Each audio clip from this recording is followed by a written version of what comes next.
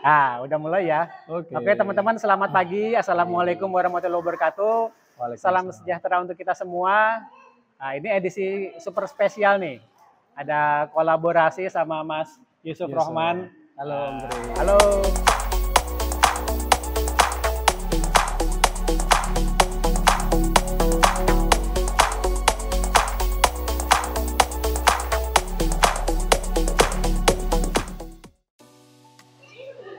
Udah mulai ya. Oke, teman-teman, selamat pagi. Assalamualaikum warahmatullahi wabarakatuh.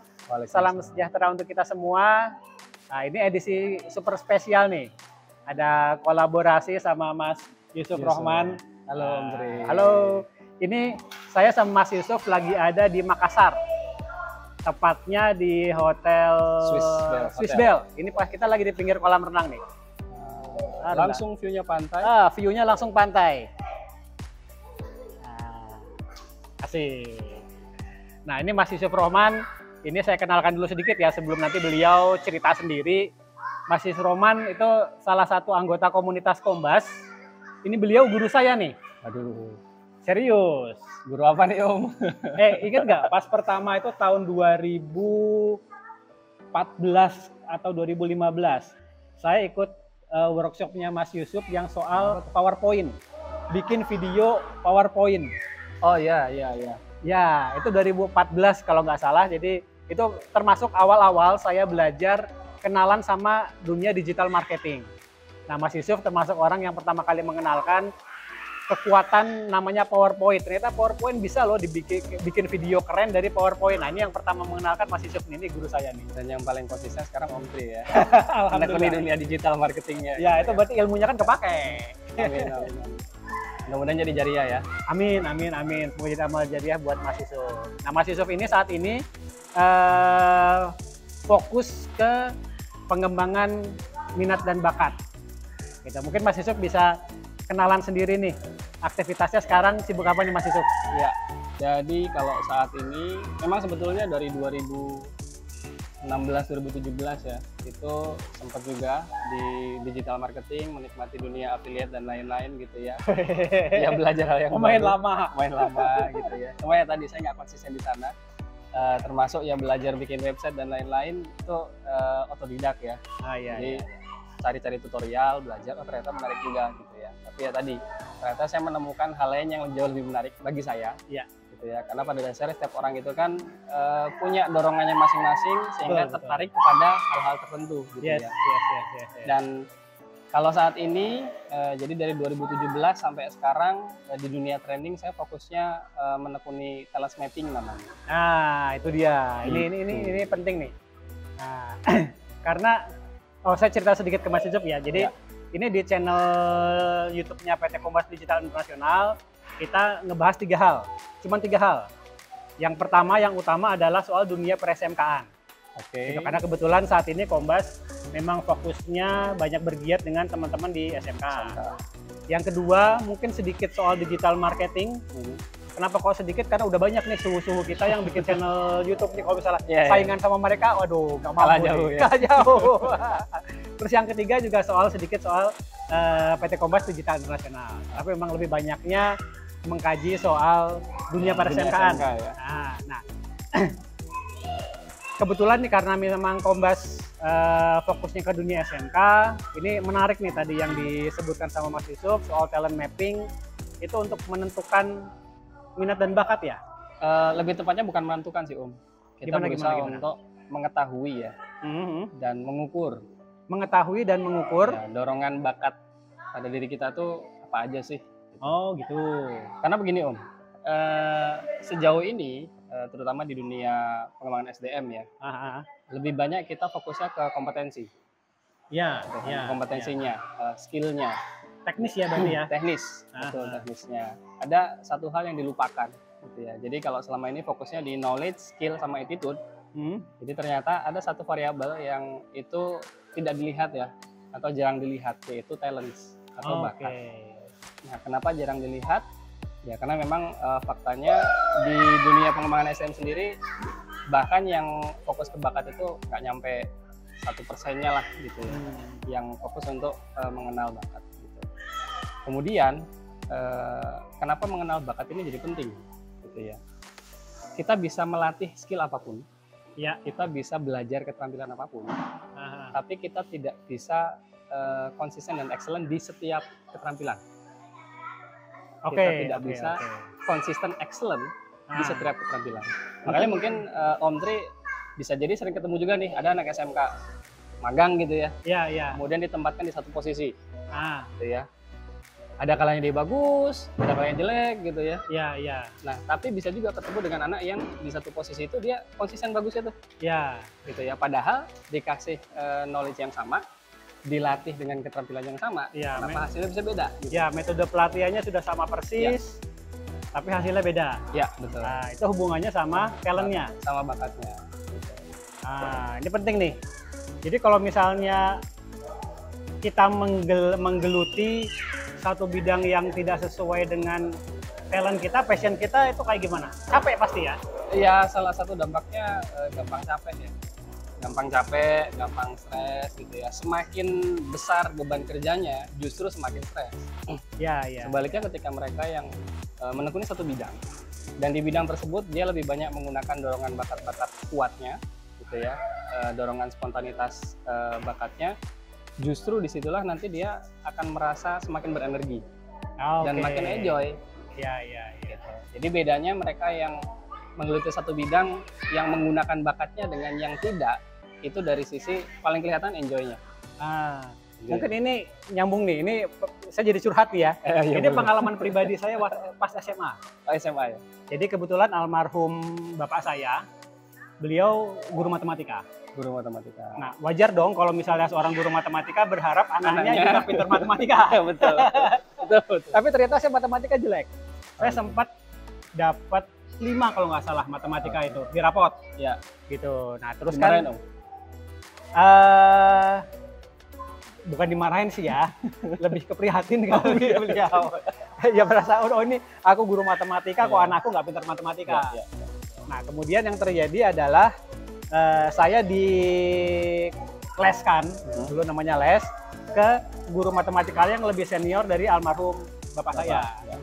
Gitu. Yang paling keren lah, paling keren satu.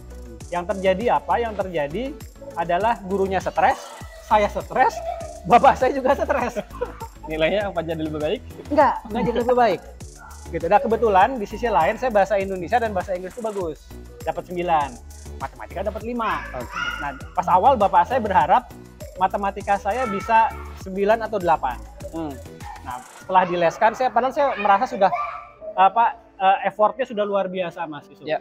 Sudah bekerja, belajar 150%, tapi hasilnya nggak bagus-bagus juga. Gitu. Akhirnya bapak saya sadar bahwa ini kayaknya si Tri ini memang nggak bakat matematik nih. Nggak bakat matematik, akhirnya ya udahlah. Beliau akhirnya pasrah. Udahlah, yang penting nggak merah. Ya. Saya berjuang, alhamdulillah dapat 6. Alhamdulillah ya. Naik ya. Naik. Kan targetnya nggak merah. Ya. Gitu. Mungkin di situ juga ya. Mungkin karena memang saya tidak punya bakat di matematika dan itu memang tidak diturunkan juga mungkin ya. Itu ada hubungannya dengan genetis nggak? Nah, menariknya, jadi kalau kita berbicara bakat ya, sampai saat ini tidak ditemukan ya, atau belum ada penelitiannya yang bisa mengaitkan antara gen dengan bakat. Gitu ya. Artinya ya bakat ini sesuatu yang betul-betul dikasih sama Allah, ya, diinstal, unik. Oke. Gitu ya. Karena kalau dalam terminologi talent mapping ada 34 tema bakat. 34 tema bakat. Dan kabar baiknya setiap diri kita tuh punya semuanya. Oke. Itu ya. Beda dengan, jadi kita kelompokkan ada bakat fisik, ada bakat sifat. Bakat fisik dan bakat sifat. Ya, bakat fisik sesuatu yang bisa kita lihat langsung, observasi langsung gitu ya, kayak misalkan bakat menyanyi, menari, memasak, melukis gitu ya. Dan ini biasanya definisi bakat yang paling sering digunakan oleh orang umum. Kalau yang bakat fisik ini kan yang kelihatan ya? Ya, nggak semua orang punya kan. Ya. Sehingga ketika anaknya kok kayak nggak punya bakat fisik gitu ya, orang tua kadang merasa insecure. Ya. Anak saya gimana nih gitu ya. Padahal kita masih punya yang bakat sifat nih. Yang ini semuanya dikasih gitu sama Allah. Ini fitur yang sudah diinstal dan dikasih sama Allah. Cuma tingkat dorongannya berbeda-beda pada setiap orang. Kekuatannya beda-beda. Ya, tingkat dorongannya. Contoh nih tadi Om Tri bilang gitu, oh saya nggak suka matematika. Bisa jadi karena dorongan bakat analytical yang lemah. Orang analytical lemah, bakat analytical itu orangnya senang berpikir logis, menemukan alur logika gitu ya. Sehingga wajar kalau orang bakat analytical ada minat ke science, matematika, fisika, kimia dan sebagainya gitu ya. Padahal saya SMA fisika loh, A1 loh. Nah, ya. Itu pilihan sendiri atau karena ikut-ikutan? Dipilihkan sama guru. Dan alhamdulillah SMA itu saya pas kelas 3 itu ranking 2. Ranking 2 ya? Dari bawah. Oke. Dari berapa siswa Om? 37 atau 38. Saya ranking 2 dari bawah. Oke. Menarik ya. Itu beneran loh, serius. Iya betul, prestasi kan? Prestasi. Ranking 2 dari bawah gitu ya. Nah, yang agak menyebalkan itu sebetulnya karena teman sebangku saya itu ranking 3 dari bawah. Jadi saya kalah di situ. Oke, lanjut Mas. Tadi sampai mana ya? Nah, jadi berbicara tentang bakat, ya, dimana yang bakat sifat ini kita semua punya, sehingga memang jadi penting bagi kita untuk tahu nih, ya, dorongan sifat yang paling spontan yang ada pada diri kita tuh yang mana nih dari 34 tadi gitu ya. Mungkin kita nggak bahas detail 34 di sini.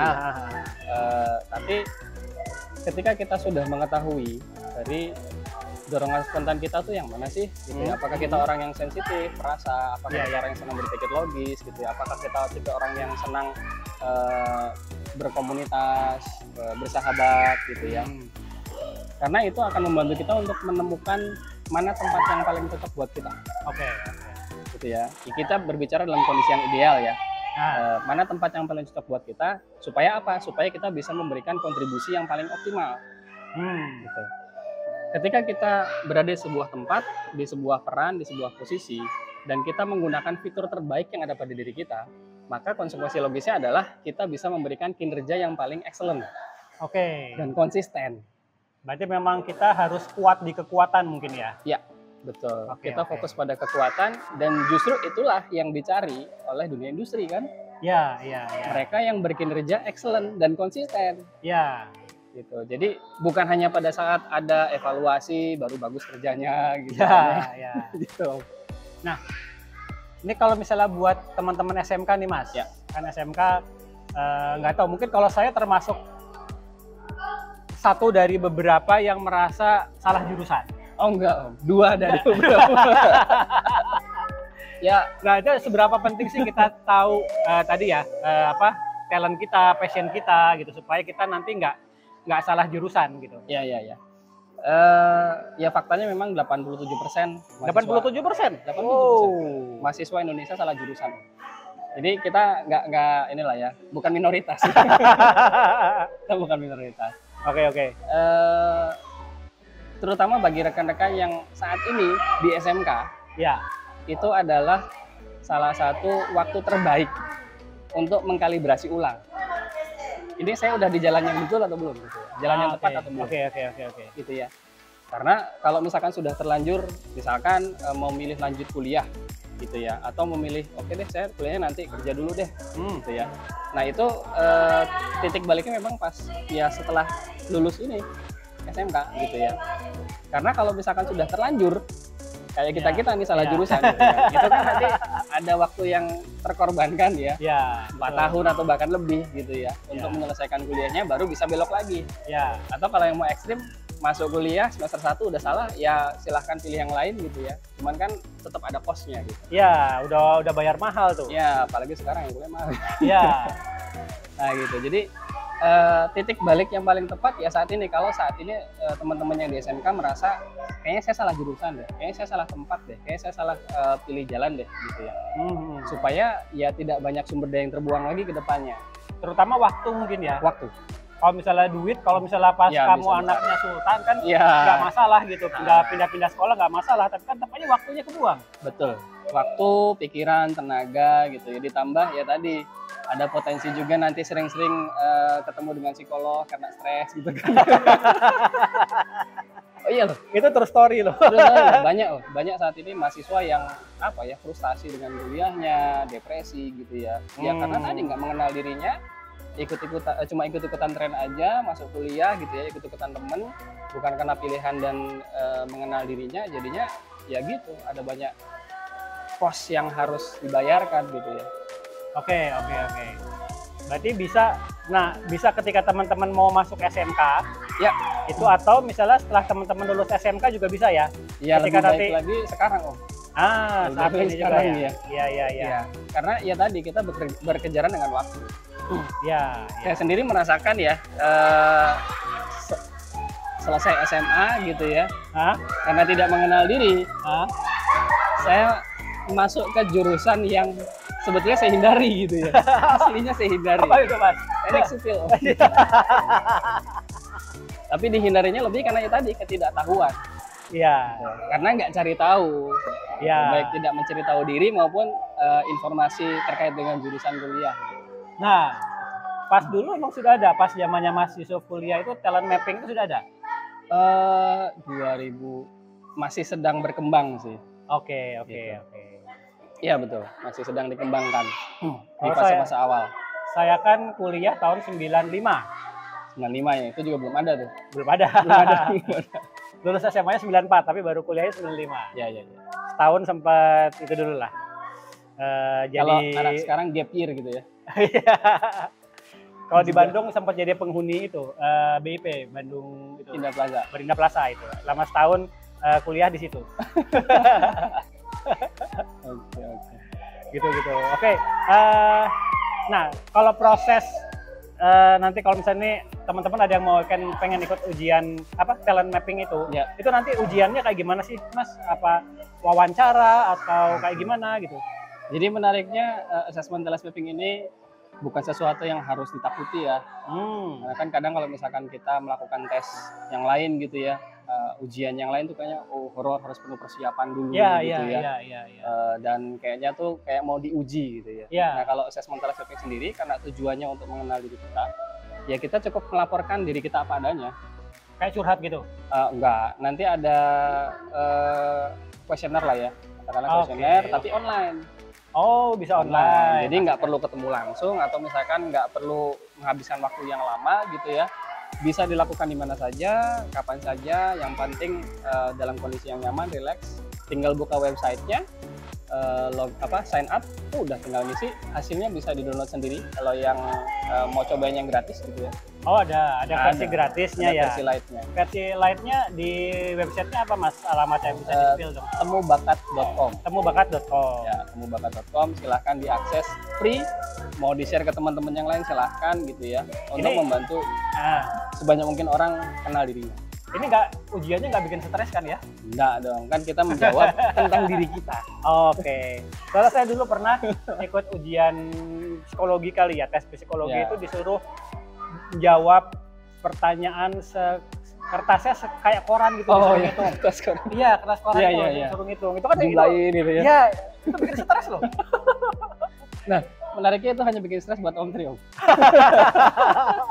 Tapi bagi mereka yang memang punya bakat analytical tadi gitu ya, itu menyenangkan, menarik gitu ya. Iya, saya cuman bener berapa baris pertama lah. Padahal kan sebenarnya sederhana ya, hitung-hitungan matematika dasar gitu ya, penjumlahan doang ya. Tapi berapa baris pertama masih oke, udah gitu udah stres saya. Iya. Ya itu menariknya, bahwa dorongan bakat setiap orang beda-beda gitu ya. Oke. Ya sebenarnya Kombas juga sudah mulai coba menerapkan ini, Mas. Jadi ketika ada siswa SMK yang datang ke Kombas, baik itu PKL ataupun di kelas industri, kita minta siswa ngisi talent mapping ini dulu. Ya. Gitu. Nah di situ kita coba mulai mengarahkan siswa itu belajar digital marketing, karena konteksnya Kombas kan digital marketing ya. Belajar digital marketing sesuai dengan passionnya. Itu sudah mulai diarahkan ke sana gitu. Jadi kalau kan kayak sekarang nih banyak nih anak-anak yang tipe halu, suka ngelamun, suka berhayal gitu kan. Saya malah seneng, Mas, sama anak-anak kayak gitu. Karena anak-anak tipe halu, suka berhayal itu kan sebetulnya mereka punya imajinasi yang liar tuh. Betul. Nah, ide-idenya juga banyak. Ide-idenya banyak dan itu out of the box.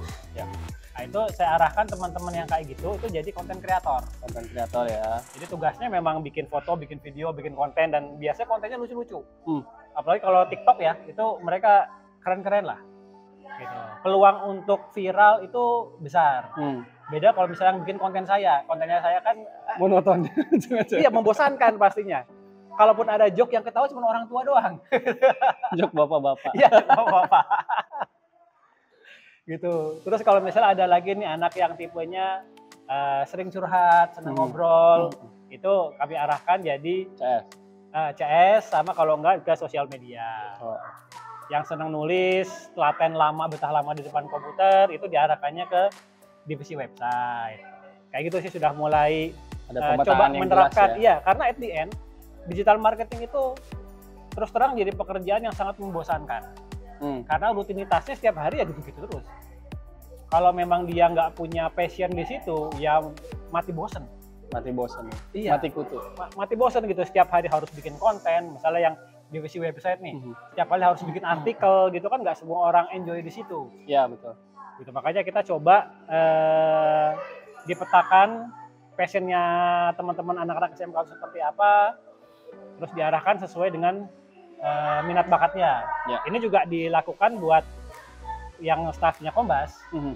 Jadi begitu masuk, salah satu ujiannya adalah dari pakai talent mapping ini. Untuk bisa dipetakan gitu. Itu udah berapa lama Om? 2 tahun inilah. 2 tahun ya, artinya kan sudah cukup banyak ininya ya, datanya lah ya. Datanya sudah cukup lumayan. 2 tahun. Dampaknya gimana tuh Om, kalau yang dirasain sama Kombas?